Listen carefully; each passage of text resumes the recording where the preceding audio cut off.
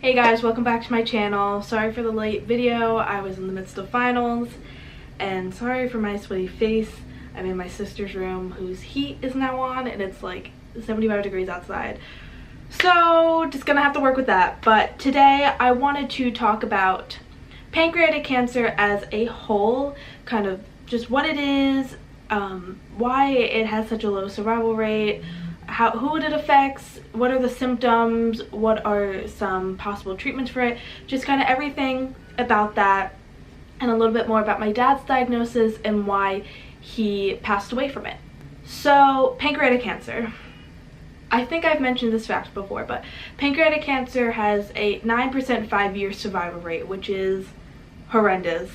And 9% is, so 9%, and I say 5-year survival rate because like 5 years is kind of it's the marker for every cancer to be like, you're cured. You're really not cured of a cancer until you hit the 5-year survival rate. So for pancreatic cancer, that means that, you know, out of 100 people who get it, in 5 years, only 9 of them will most likely still be alive, will be cured of it, or will just be living with it chronically, because there's so many different routes and ways that the tumors, where they are and where they're placed and how you can treat them, that you could be living with pancreatic cancer for more than 5 years, but you're not cured.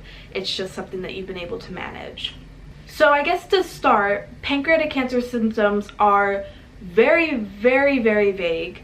They're so vague that they present themselves as basically any other minute illness that you may have.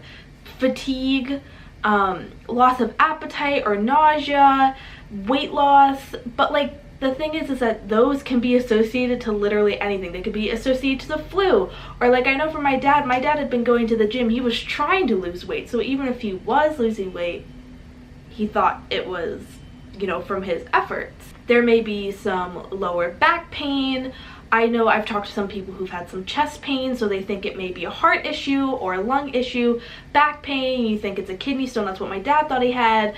My dad had, at the very end of him not knowing what he had, before it was confirmed that he had some sort of cancer, his stomach got distended because he had something called ascites, which is actually a symptom of an end-stage disease. You usually don't live past 5 months with ascites. Really, I think the main sign that something is wrong, and that I don't think a lot of people experience, I know my dad didn't experience it, was jaundice, because the pancreas is next to the liver, or behind it, or it's in the same vicinity. I'm not very good at anatomy, but I will try my best to explain this. So jaundice is usually like the most noticeable symptom because your skin will turn yellow or have a discoloration.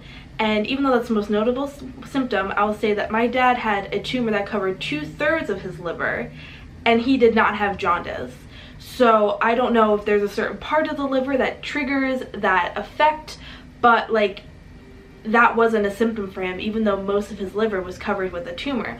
So with all these vague symptoms, by the time they find pancreatic cancer, for most people, it's spread to different places in the body, because you just don't think that like, you know, weight loss or some nausea equals pancreatic cancer, or just cancer in general. I think before my dad was tested for Lyme's disease, I think that was like the #1 thing, because he had really bad fatigue, so they thought Lyme's disease. I know for a survivor that I met, he got to a doctor because he hurt his arm, and then they saw that his pancreas was a little bit enlarged. And that's really the only way. A lot of people catch it by luck, because nobody's going for regular scans to see if their pancreas is enlarged, because it's just not something that insurance covers. I mean, if you don't have insurance, again, you don't get it. Insurance is such a huge privilege to be able to, if you can get scans, if you are, you know, susceptible to it. But again, causes for pancreatic cancer are also unknown. They think 10% of it is genetic, but other than that, it could be environmental factors, it could be diet, it could be, you know, because of diabetes, but there's not really like a hard and fast rule of you know, a correlation of having something and getting pancreatic cancer. So that's why it has such a low survival rate, because like for my dad, by the time that they found it, they didn't even know it was from the pancreas, because that's a whole other story, but they found it in his liver first, and then his spine, that's why he was having back pain, and then they found it in his lungs, and then eventually they found that the root cause was the pancreas. So for my dad, there was no hope of surgery. That was never a question. The only routes he could do were chemo and radiation. Radiation was done to relieve the pain off of his back, which helped, because his pain was like he couldn't even like walk. It was so excruciating. And then chemo was attempted to just try and attack anything. I think the chemo killed him just as fast as the cancer did. His strength of chemo was so strong. He had it pumped for 8 hours on a Tuesday, and then he would get another pump, like a portable pump that was hooked up to his chemo port that was like right up here.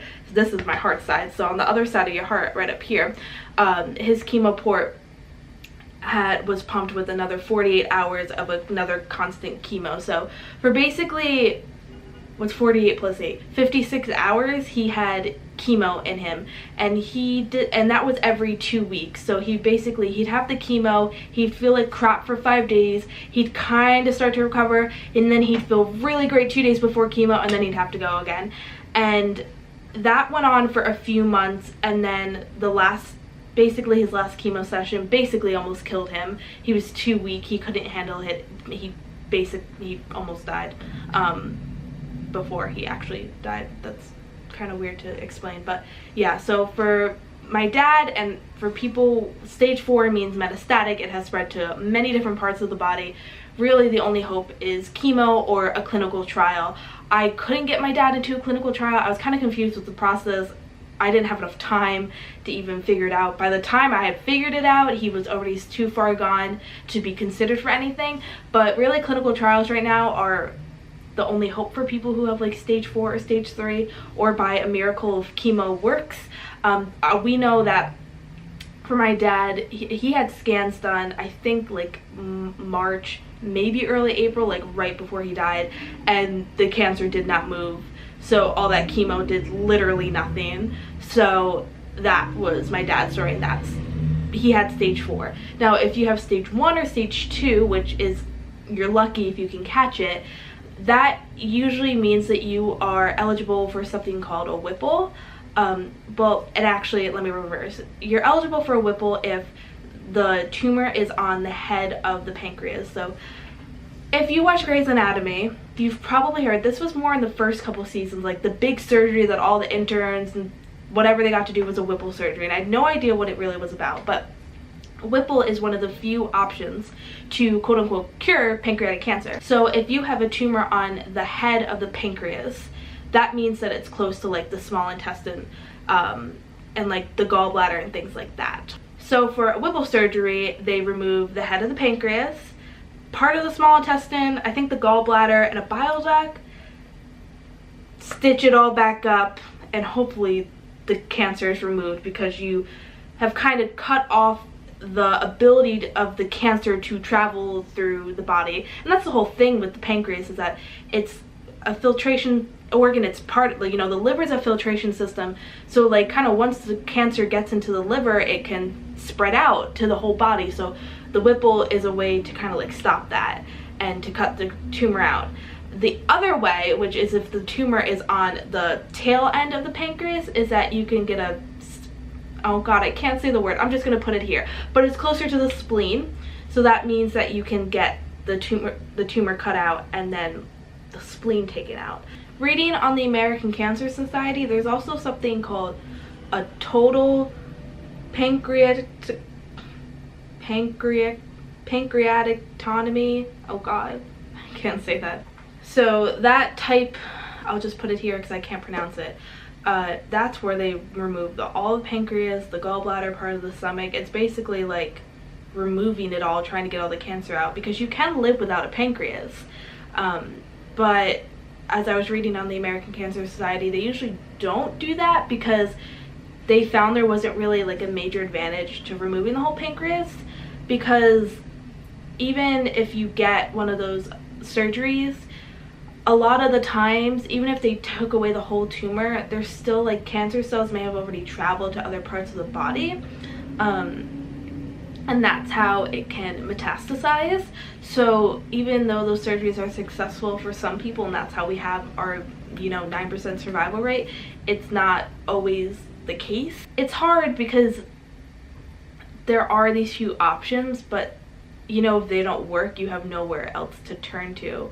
And it's crazy because, like I said, you can live without a pancreas, and pancreatic cancer is such a deadly thing that it's like, even if you remove the pancreas, the cancer can still be in other parts of the body. It's so close to so many other organs that the filtration systems, and that it can just spread.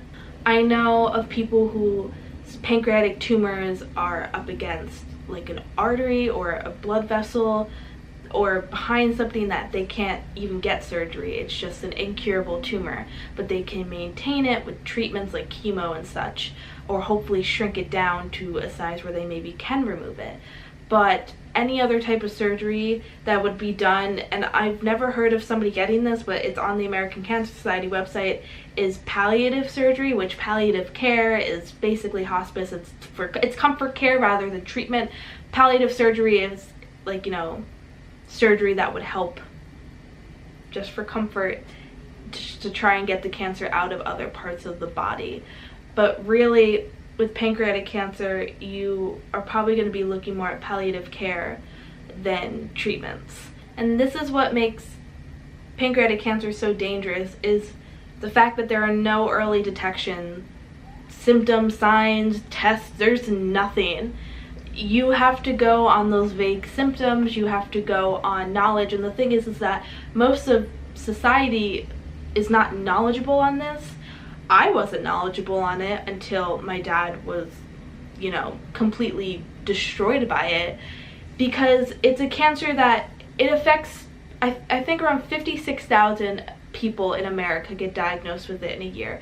So that's not a massive number, but on the flip side of that, in the same year, 45,000, 46,000 will die from pancreatic cancer, because most people don't live past a year. Like, it is like the 9% 5-year survival rate. It's like rare. Like, if we do that math, that's like 20% of people make it past a year, just because by the time that it is found, the cancer is usually everywhere. And at that point, you have to do palliative care, which I'll have my Why Hospice is Amazing video, because I think hospice is an incredible option for end-of-life care, palliative care, just comfort, because the issue with pancreatic cancer is that for most people it's an incredibly painful experience, because the tumors, they just hit on such like painful spots. Like, my dad, his back would, like, he couldn't even walk. It was right at like the bottom of his back, and the pain just everywhere. Like, I've just heard so many accounts of people where morphine wouldn't touch the pain, and it's just because I think it just riddles your whole body. Palliative care is so important, because at the end of it all, you just don't want your loved one to be suffering in such a weakened state.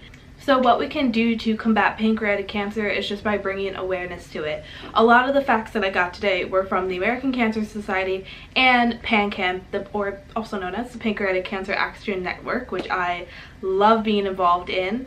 We do our Purple Stride walks, which are walks to end pancreatic cancer. We've gone to, and by me, I mean me and Summer, we've gone to Advocacy Day in DC, and we're going to go back this year to talk to Congress about more funding. And it is just about sharing this awareness with people. I would encourage you to share this with your family and friends, because, like I said, it's the vague symptoms that are getting us. It's the vague symptoms and the no early detection. And I think it's important that people are aware of these symptoms. Every year or so, cancer doesn't discriminate, and every year or so we have a celebrity that gets pancreatic cancer and or dies from it. This year it's Alex Trebek. He is fighting stage 4 pancreatic cancer, as you've just heard my dad's story, and as you've heard the past couple times. I don't know where his cancer has spread, but stage 4 means that it has spread. It has metastasized. It is in his body somewhere else in his pancreas. surgery is definitely not an option. He is fighting with chemo. Hopefully he has probably good insurance. He can maybe get into clinical trial, but this is bringing a little more awareness, and it goes to show that pancreatic cancer does not discriminate. It doesn't matter. Young people are getting pancreatic cancer, old people are getting pancreatic cancer. My dad was 60. I don't think that that's that old. You know, men, women, I saw even like a teenager got pancreatic cancer from a gene mutation. It's really, it can affect anybody. And it's so important to just know the symptoms, to just have them on your radar. So if you have the privilege to go to a doctor, that you can just bring up the concerns if you're experiencing something like that, and to maybe try and get tests. I know how hard insurance is. I know how hard it is for doctors to believe you, to believe your symptoms, especially women, not to get a little more political on a totally different scale, but I understand what it's like for doctors not to believe your pain or your symptoms, or to tell you that it's something else.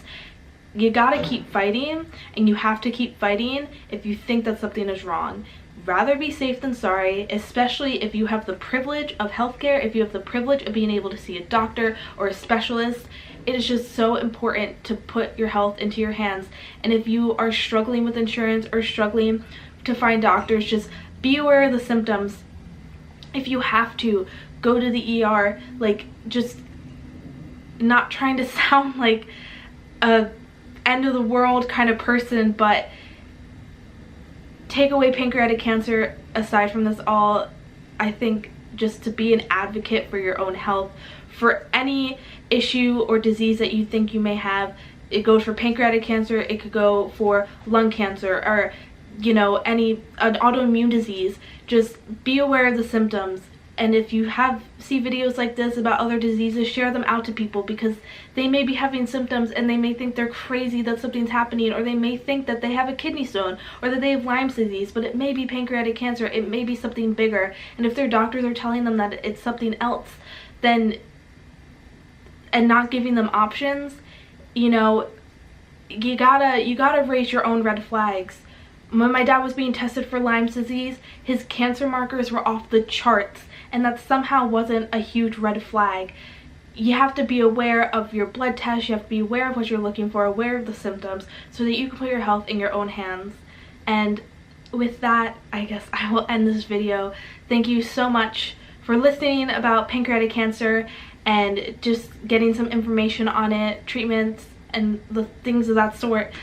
I will see you guys next video. I'm gonna add, my next video will actually be one of the projects that I did regarding pancreatic cancer for school, so I'll do a double upload this week to make up for the fact that I was a little late with this one. Thank you so much, guys. I'll see you next video. Bye.